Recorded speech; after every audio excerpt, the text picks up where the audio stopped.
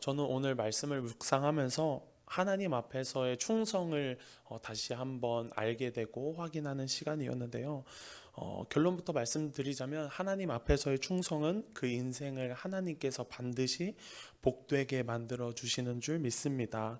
오늘 본문을 읽어보면서 아버지 사울 왕의 본심을 확인했어요. 요나단이 아버지 사울 왕의 본심을 확인하고 다음날 아침 다윗과 약속했던 그 장소로 나아갑니다.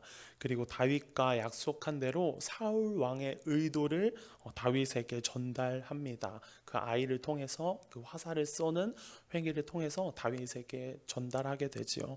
요나단은 자신을 따라온 종을 성읍 안으로 다시 돌려보내고 다윗과 서로 마주하게 됩니다. 서로는 아마 마지막 순간임을 서로가 직면했었을 것 같아요. 직감했었을 것 같습니다. 다윗은요 요나단에게 3번 절을 한 후에 서로 끌어안고 함께 울었습니다. 요나단은 다윗에게 여호와의 이름으로 했던 둘 사이의 맹세, 그 언약을 결코 잊지 말 것을 당부합니다.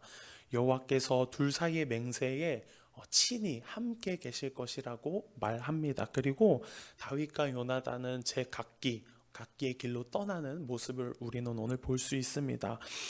요나단은요 언제든지 마음을 바꿔서 사울 왕에게 다윗을 넘겨줄 수 있었어요. 자신의 그런 왕의 자리를 자연스럽게 물려받을 수 있는 상황에 자신이 직접 설계할 수 있었습니다. 그러나 요나단은 생명을 사랑하는 것처럼 다윗을 사랑했다고 오늘 성경은 말해주고 있습니다. 요나단은 다윗을요 충성되게 섬겼습니다. 더 나아가 하나님께서 다윗과 함께하고 계심을 요나단은 알았어요. 그리고 이 요나단은 다윗의 향한 하나님의 계획과 뜻을 그것이 자신이 다윗을 살려주는 일임을, 다윗을 섬기고 충성되게 돌봐주는 일임을 요나단은 알고 있었습니다. 그래서 다윗을 통해서 이루실 하나님의 뜻과 계획을 요나단은 알고 있었습니다. 그래서 자신보다 하나님을 더욱 잘 섬길 이 이스라엘 백성을 하나님 앞에 잘 이끌고 나갈 다윗에게 자신의 모든 것을 내어주었던 요나단의 모습을 볼 수 있습니다.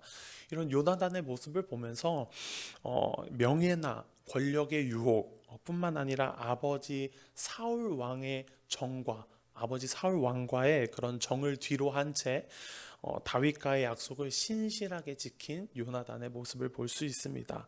여기에는요 인간적인 우정 이상의 의미가 담겨 있습니다. 요나단은 방금 말했듯이 다윗을 통한 하나님의 계획을 알았습니다.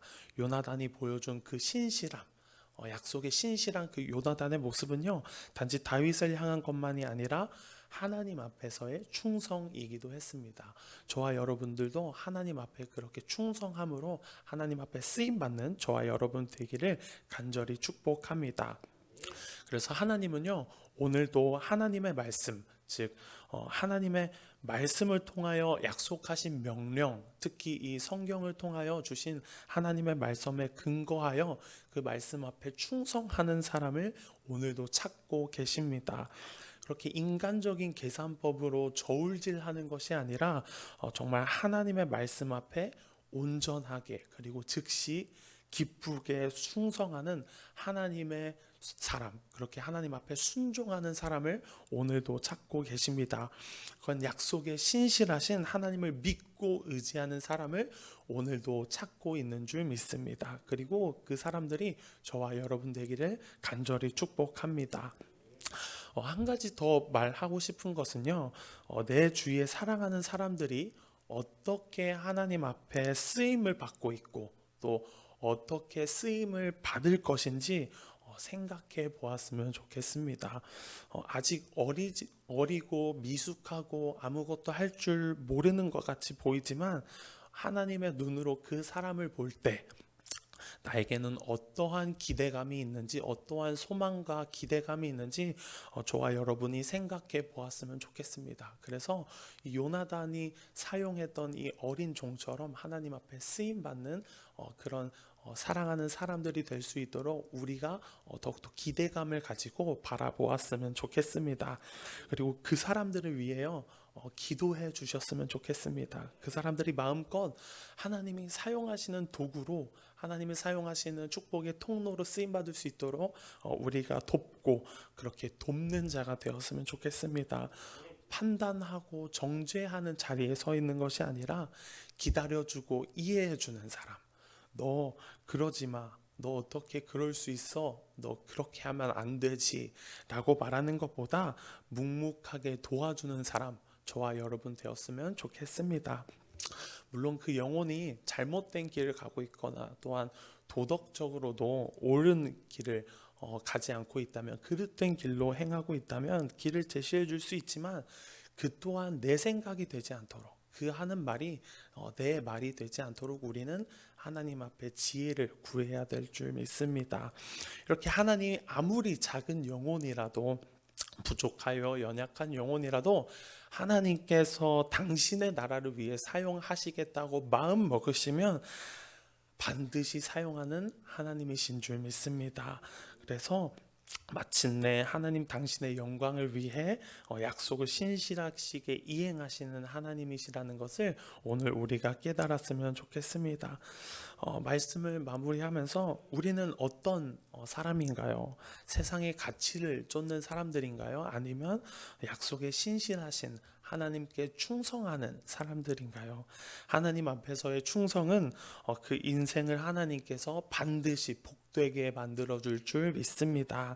하나님께 충성하고 하나님이 세운 사람에게도 충성할 줄 아는 저와 여러분 되시길 주님의 이름으로 간절히 축복합니다.